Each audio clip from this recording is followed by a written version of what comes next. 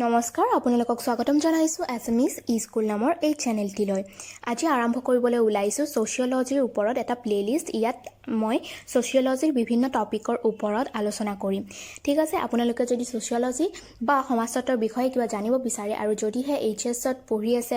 আৰু সমাজতত্বৰ বিষয়টো আছে আপোনাৰ, তেনেহ'লে এইটো হেল্পফুল হ'ব বুলি আশা কৰোঁ। একচুৱেলি মই অসমীয়া মিডিয়ামৰ কিতাপখন মোৰ লগত নাই, সেইকাৰণে টাৰ্মছবিলাক কিছুমান টাৰ্মছ মই অসমীয়াত ক'ব নোৱাৰিব পাৰোঁ, সেইটোৰ কাৰণে চৰি। মই খালি এটা জেনেৰেল নলেজ দিবলৈ ট্ৰাই কৰিম, ঠিক আছে। আৰু এইটো মই একচুৱেলি ছ'চিয়লজি আৰম্ভ কৰাৰ কথা একো ভাবা নাছিলোঁ, কিন্তু এটা ল'ৰাই এজন ষ্টুডেণ্টে মানে মোক বহুত কমেণ্ট কৰি আছিল যে ছ'চিয়লজিৰ ওপৰত নোটছ লাগে বা ছ'চিয়লজি লেচন বুজাই দিব লাগে। অনলাইন ক্লাছ হৈছে যদিও ভালকৈ বুজি পোৱা নাই বা সিহঁতৰ মানে ভালকৈ নোটছ পাতি পোৱা নাই এনেকুৱা কৈছে। বাট মইতো নোটছ দিব নোৱাৰিম, বিকজ মোৰ তাত কিতাপখন নাই আৰু অসমীয়া মিডিয়ামত মোৰ একদম মানে টাৰ্মছবিলাকৰ আইডিয়া ভালকৈ নাই, সেইটো কাৰণে মই নোটছবিলাক দিব নোৱাৰিম। কিন্তু মানে মই লোকেল ষ্ট'ৰত চাইছিলোঁ কিতাপখন, কিন্তু মই নাপালোঁ, কাৰণ আমাৰ আশে পাশে থকা কলেজবিলাকত সমাজতত্ব বিষয়টো HSত নাই, সেইকাৰণে মই কিতাপখন অসমীয়া মিডিয়ামত বিচাৰি নাপালোঁ আৰু সেইটো কাৰণে মই নোৱাৰিম।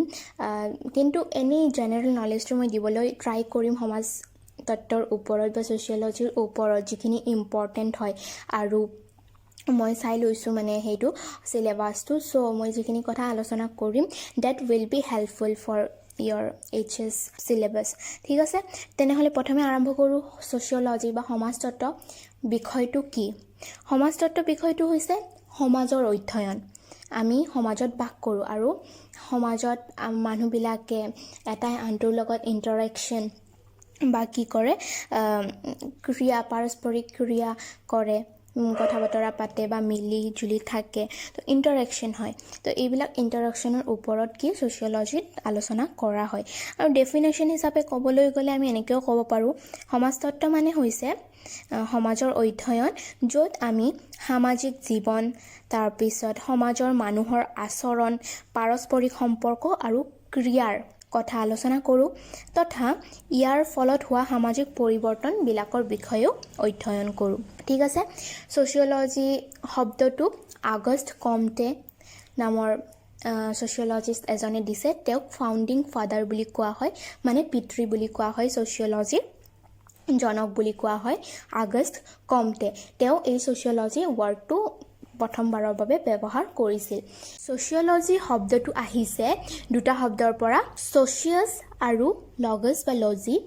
ছ'চিয়াছ মানে হৈছে কম্পেনিয়ন মানে সংগী বা সহচৰ, যাৰ লগত আমি একেলগে বাস কৰোঁ বা একেলগে থাকোঁ। ঠিক আছে, ছ'চিয়াছ। আৰু লজি মানে কিবাহৰ বিষয়ে অধ্যয়ন কৰা। ঠিক আছে, মানে আমি সহচৰ বা আমাৰ আশে পাশে থকা আমি যাৰ লগত মিলি থাকোঁ সংগীবিলাকৰ বিষয়ে আমি আলোচনা বা অধ্যয়ন কৰোঁ ছ'চিয়লজি ছাবজেক্টটোত। ঠিক আছে, আমি আগতে গম পালোঁ যে ছ'চিয়লজি ছাবজেক্টত আমি মানুহৰ বিষয়ে আলোচনা কৰোঁ বা মানুহৰ সম্পৰ্ক, তেওঁলোকৰ ইণ্টাৰেকশ্যনৰ বিষয়ে আলোচনা কৰোঁ।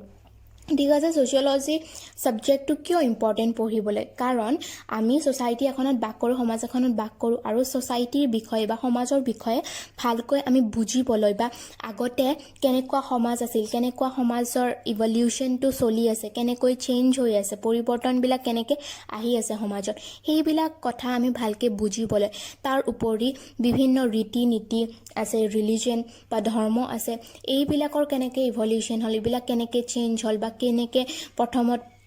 প্ৰথমে ইমাৰ্জ হৈ কেনেকৈ প্ৰথমে আৰম্ভ হ'ল, তাৰপিছত লাহে লাহে চেঞ্জ হৈ পৰিৱৰ্তন হৈ এতিয়াৰ যিটো অৱস্থাত আছে, ধৰ্মীয় কাৰ্যকলাপ হওক বা মানুহৰ সম্পৰ্কবিলাক হওক, এইটো কেনেকৈ আহিল, সেইবিলাকৰ বিষয়ে আমি ক'ত আলোচনা কৰোঁ? ছ'চিয়লজিত। এই ছ'চিয়লজি বা সমাজতত্ব বিষয়টো আৰ্টছৰ বিভিন্ন ছাবজেক্টৰ লগত মিল আছে বা সম্বন্ধ আছে। ঠিক আছে, কাৰণ ছ'চাইটি এখন চলিবলৈ সকলোবিলাক বস্তু আমাক লাগে, পলিটিকেল মানে ৰাজনীতিক হওক, অৰ্থনৈতিক হওক, তাৰপিছত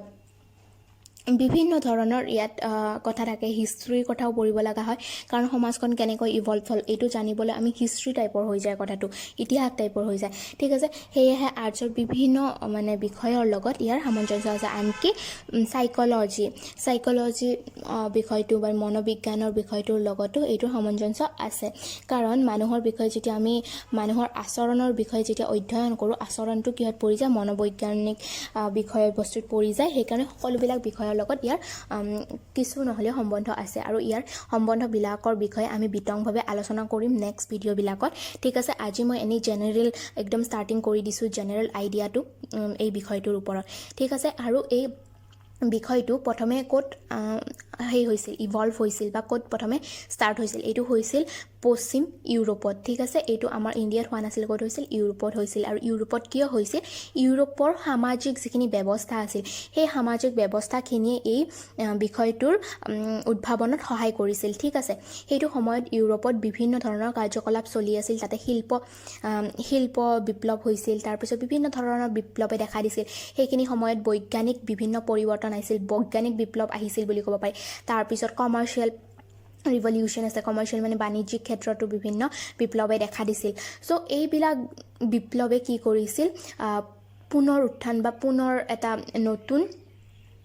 ফেজ আনিছিল বা এনলাইটেনমেণ্ট পিৰিয়ড বুলিও ক'ব পাৰি এই যে চেঞ্জখিনি আহিছিল সেই চেঞ্জখিনিক তাৰমানে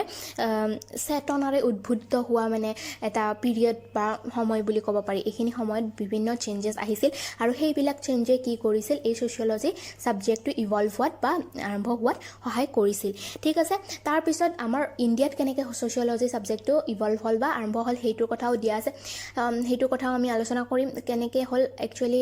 আগতে মানে কি আছিল আমাৰ ভাৰতবৰ্ষ আছিল ব্ৰিটিছৰ আণ্ডাৰত ব্ৰিটিছে আমাক কলনী হিচাপে ৰাখিছিল কলনাইজেশ্যনে কি কৰিছিল আমাৰ ভাৰতবৰ্ষত এই সমাজতত্ত্ব বিষয়টোৰ আৰম্ভণি হোৱাত হেল্প কৰিছিল কাৰণ কলনাইজেশ্যন তাৰপিছত ইণ্ডাষ্ট্ৰিয়েলাইজেশ্যন বা শিল্প বিপ্লৱ বা ঔদ্যোগিকৰণ যেতিয়া হ'ল তেতিয়া আমাৰ ভাৰতৰ ওপৰতো বহুত প্ৰভাৱ পৰিছিল কাৰণ কপাহ বা এই বিভিন্ন কাপোৰৰ যিবিলাক ৰ মেটেৰিয়েলছ আছে কেঁচা সামগ্ৰী আছে সেইবিলাকক ক'ত বেছিভাগ উৎপন্ন হৈছিল আমাৰ ভাৰতত আমাৰ ভাৰতে পৃথিৱীৰ বিভিন্ন দেশত কি কৰিছিল এই যোগান ধৰিছিল কেঁচা সামগ্ৰীবিলাকৰ যোগান ধৰিছিল ঠিক আছে সেইকাৰণে ঔদ্যোগিকৰণৰ প্ৰভাৱো আমাৰ ওপৰত পৰিছিল আৰু ব্ৰিটিছে আমাৰ ওপৰত কিছুমান শোষণ কাৰ্য চলাইছিল যেনে আমাৰ কেঁচা সামগ্ৰীবোৰ কম দামত লৈ গৈ যিবিলাক বস্তু বনাইছিল নতুন সামগ্ৰী তৈয়াৰ কৰিছিল সেই সামগ্ৰীবিলাক আমাৰ বজাৰতকৈ বেছি দামত বিক্ৰী কৰিব ট্ৰাই কৰিছিল বা এইবিলাক বিভিন্ন কথা আছে ঠিক আছে তাৰপিছত আমি আহোঁ ইয়াৰ ফাউণ্ডিং ফাদাৰ্ছবিলাকৰ বিষয়ে বা পিতৃসমূহৰ বিষয়ে ইয়াৰ বিভিন্ন মানে যিবিলাক আগৰ পৰা বা ছ'চিয়লজি আৰম্ভণিৰ পৰা জড়িত আছিল বা ছ'চিয়লজি ছাবজেক্টটো ইভলভ হোৱাত হেল্প কৰিছিল সেইবিলাক মানুহক ইয়াৰ জনক বুলি বা ফাউণ্ডিং ফাদাৰ বুলি কোৱা হয় মেইনলি আগষ্ট কমতেৰ কথা ক'লোঁ আগষ্ট কমতে আছে তাৰপিছত হাৰ্বাৰ্ট স্পেন্সাৰ আছে জিঅৰ্জ চিমেল উইলফ্ৰেডো পেৰেটো থৰষ্টেইন ভাবলেন এইবিলাক যিবিলাকৰ নাম ক'লোঁ এওঁলোক মানে বেলেগ বেলেগ দেশৰ ঠিক আছে কোনোবা এজন ফ্ৰান্সৰ কোনোবা এজন ব্ৰিটেইনৰ তো চব বেলেগ বেলেগ জেগাত বা কোনোবা এজন পেৰিছত আছিল কোনোবা এজন মানে চবকেইটা বেলেগ বেলেগ জেগাত কি হৈছিল জন্ম হৈছিল আৰু বেলেগ বেলেগ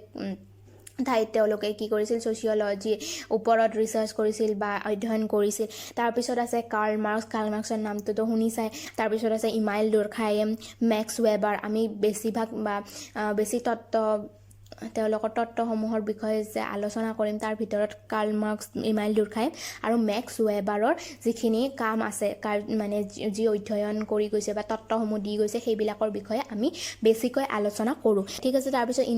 ইণ্ডিয়াৰো বহুতজন ছ'চিয়লজিষ্ট সমাজতত্ত্ববিদ আছে তাৰ ভিতৰত ডিপি মুখাৰ্জী ৰাধাকমল মুখাৰ্জী জি এছ ঘুৰে বহুত ইম্পৰ্টেণ্ট হয় ইৰাৱতী কাৰ্ভে তো এইবিলাক আছে আমাৰ ইণ্ডিয়ান ছ'চিয়লজিষ্ট ঠিক আছে তেওঁলোকে কি কৰিছিল আমাৰ ইণ্ডিয়াৰ বা আমাৰ ভাৰতৰ ছ'চিয়লজি বা সমাজৰ বিষয়ে বেছিকৈ অধ্যয়ন কৰিছিল ঠিক আছে আৰু আমাৰ ভাৰতৰ যিখিনি সমাজৰ বিষয়ে অধ্যয়ন সেইখিনি কি বুলি কোৱা হয় ইণ্ড'লজি বুলি কোৱা হয় ইণ্ড'লজি ছ'চিয়লজিৰে এটা ভাগ ইণ্ড'লজিৰ এটা নতুন ছাবজেক্ট হিচাপে ধৰা হয় কিয় ধৰা হয় কাৰণ আমাৰ ইণ্ডিয়াখন বহুত বেলেগ ঠাইতকৈ বেলেগ সমাজতকৈ আমাৰ ইণ্ডিয়ান সমাজটো একেবাৰে বেলেগ কাৰণ আমাৰ ইয়াত বহুত বেলেগ ভাষা জাতি জনজাতি বহুত মিক্স কালচাৰ হয় আৰু ইণ্ডিয়াক তাৰমানে বেলেগ দেশৰ নিচিনা অধ্যয়ন কৰিব নোৱাৰে কিছুমান বস্তুত আমাৰ ইণ্ডিয়াক অলপ বেলেগভাৱে চাব লগা হয় কাৰণ আমাৰ বিভিন্ন ডাইভাৰ্চিটি আছে আমাৰ ইণ্ডিয়াত ঠিক আছে সেইকাৰণে এইটো বিষয় এটা নতুন বিষয় হৈ গৈছে এইটো হ'ল ইণ্ড'লজি ঠিক আছে ইয়াতে আজি সামৰিছোঁ নেক্সট আমি ফ্ৰেঞ্চ ৰিভলিউশ্যন বা ফ্ৰান্সৰ বিপ্লৱ আৰু ঔদ্যোগিক বিপ্লৱ এইবিলাকৰ বিষয়ে আলোচনা কৰিম আৰু এইবিলাকে কেনেকৈ ছ'চিয়লজি বা সমাজতত্ত্বৰ বিষয়টো ইভলভ হোৱাত হেল্প কৰিলে সেইটোৰ বিষয়ে আলোচনা কৰিম ঠিক আছে ভিডিঅ'টো শেষলৈ চাই থকাৰ বাবে ধন্যবাদ আৰু শ্বেয়াৰ কৰিব যদিহে ভাল লাগিছে লাইক কৰিব আৰু যদিহে এতিয়ালৈকে ছাবস্ক্ৰাইব কৰা নাই ছাবস্ক্ৰাইব কৰি দিব